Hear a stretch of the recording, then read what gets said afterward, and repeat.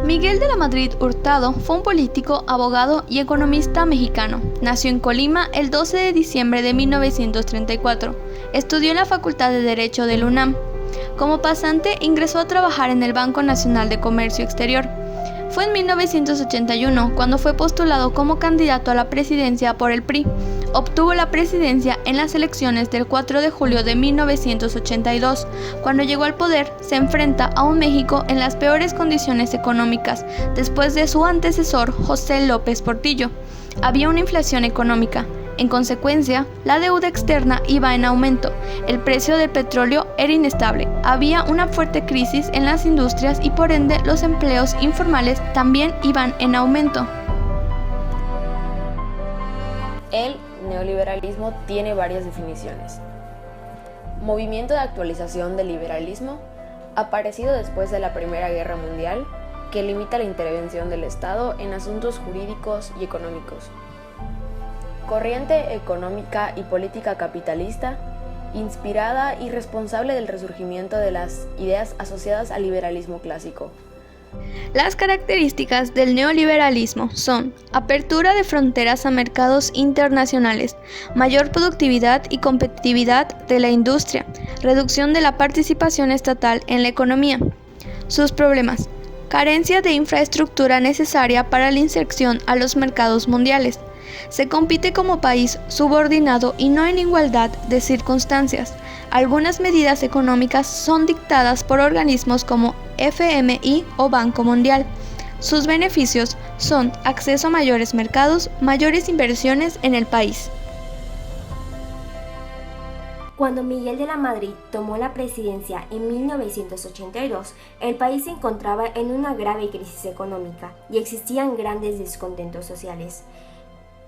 El modelo utilizado desde Lázaro Cárdenas no había dejado un saldo positivo en México. El 46% de la población no contaba con bienestar en alimentación, empleo, educación y salud.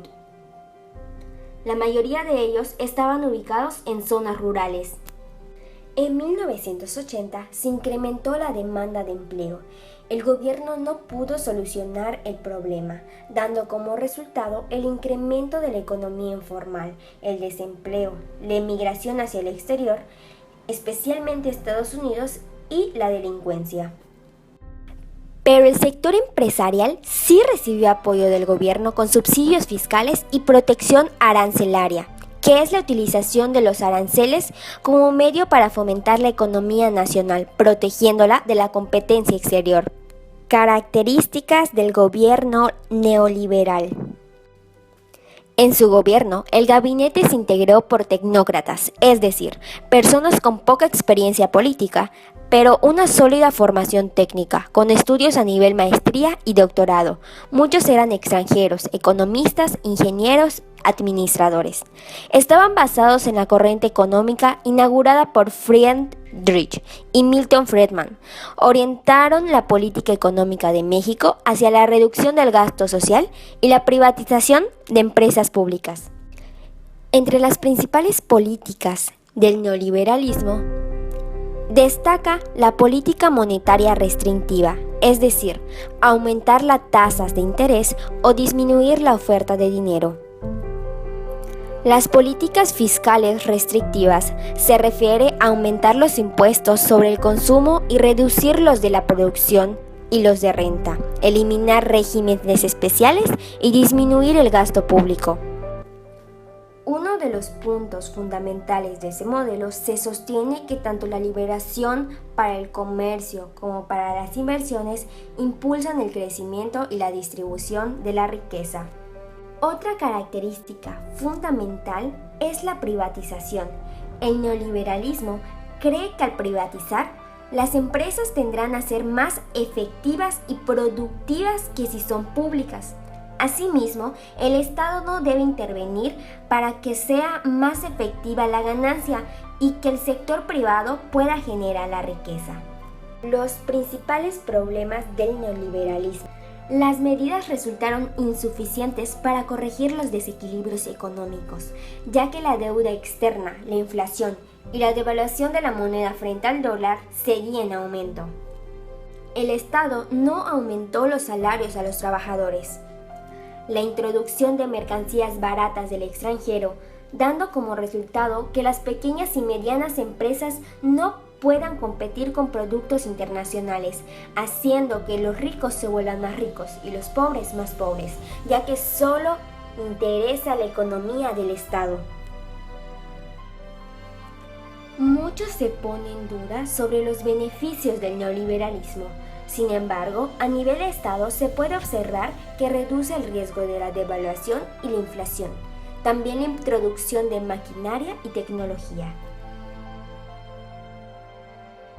La Madrid impulsó el llamado modelo neoliberal, que consiste en las siguientes medidas: reducción del gasto público e incremento de los precios de bienes y servicios, estimulación a la inversión privada y modernización de la infraestructura, venta de empresas paraestatales o de propiedad del gobierno, ingreso al Acuerdo General sobre Aranceles y Comercio, el cual establecía reglas para orientar el crecimiento de la economía mundial con una tendencia al libre comercio.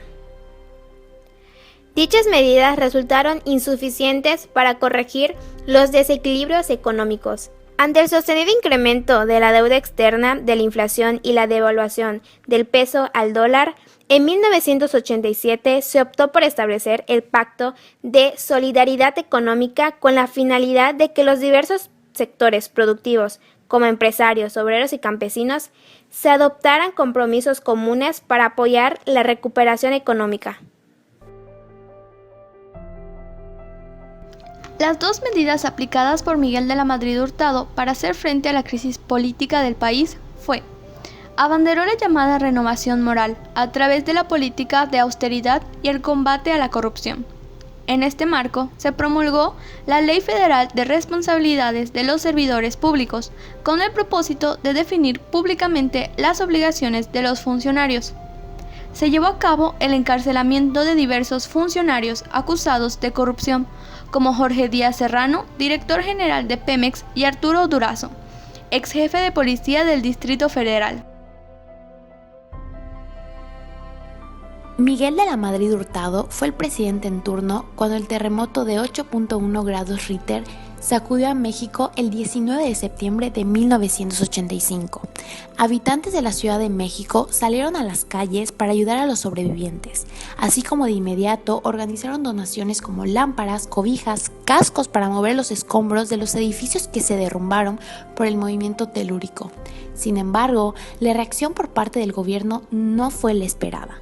Miguel de la Madrid tardó 3 días para dirigirse a la nación. El ejército y los policías no salieron a las calles a rescatar personas, sino su labor se centró supuestamente en resguardar los edificios destruidos. Días y meses después, la falta de coordinación entre instituciones y la nula política ante desastres naturales seguía haciendo estragos, pues los damnificados no recibieron ayuda de inmediato y la reconstrucción tardó años. Ese acontecimiento se convirtió en un hecho social que marcó a la Ciudad de México, ya que Miguel de la Madrid mantuvo una postura ausente ante aquel desafortunado desastre. En 1988, por primera vez en décadas, Cuauhtémoc Cárdenas, candidato opositor a la presidencia, tenía posibilidad de hacer frente al candidato oficial que postuló el PRI, Carlos Salinas de Gortari. Dicho candidato llegó al poder mediante el fraude electoral de 1988. La caída del sistema a la hora crítica del conteo de votos para la elección presidencial fue el foco rojo que presagiaba fraude en la elección para el presidente. Esta terminó siendo fuertemente cuestionada como fraudulenta por todos los actores políticos, con excepción, por supuesto, del PRI, ya que evidentemente ellos fueron los que ocasionaron este hecho, debido a que el conteo de los votos no solo estaba resultando muy parejo entre los 3 candidatos presidenciales, sino porque en el centro del país, y particularmente en el Valle de México, Cuauhtémoc Cárdenas estaba arrasando. Eso suponía el grave riesgo de que el candidato del partido oficial perdiera las elecciones, ya que lo que se veía en el conteo era precisamente el posible desenlace final. Años después se confirma que cuando de la Madrid se percató de que las tendencias electorales no favorecían al candidato priista, ordenó la suspensión del conteo de votos. El entonces secretario de Gobernación, Manuel Bartlett Díaz, fue quien manipuló el sistema para conseguir que Salinas de Gortari resulte triunfador. Dicho suceso reveló una crisis política en el seno del partido oficial PRI. Enrique Camarena fue parte del Cuerpo de Marines de los Estados Unidos y elemento infiltrado de la DEA en el Cártel de Jalisco. Su trabajo ayudó a romper varios grupos delictivos con éxito. Se las arregló para mantener su cara fuera de los medios de comunicación. Evidentemente fue descubierto, lo cual generó su muerte. La razón del asesinato, de acuerdo a la cadena estadounidense Fox y a otras fuentes, Enrique Camarena descubrió que el gobierno de Miguel de la Madrid colaboraba con el narco mexicano en un negocio litigio de tráfico de drogas y que usaba el dinero de las ganancias para financiar a los contras durante la revolución sandinista. Bajo una enorme presión de los Estados Unidos sobre el gobierno mexicano, Miguel de la Madrid, Fonseca y Quintero fueron detenidos rápidamente al comenzar el sexenio de Carlos Salinas de Gortari.